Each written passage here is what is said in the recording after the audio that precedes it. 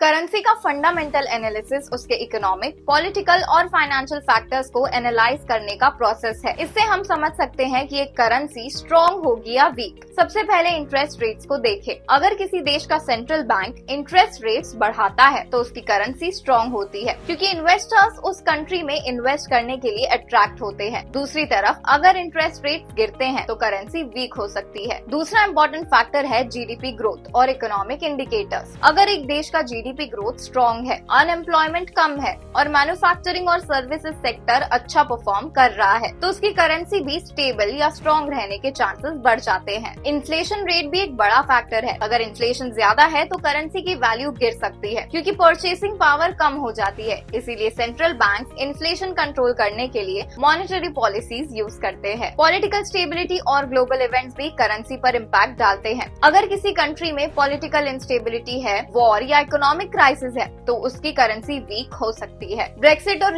Russia Ukraine war जैसे global events का forex market पर बड़ा असर पड़ता है। फॉरेक्स ट्रेडर्स इन सभी फैक्टर्स को एनालाइज करके करेंसी पेयर्स में इन्वेस्टमेंट या ट्रेडिंग का डिसीजन लेते हैं। तो अब आप रेडी हैं फॉरेक्स ट्रेडिंग एक्सप्लोर करने के लिए? Trade smart, trade safe with 5x trade.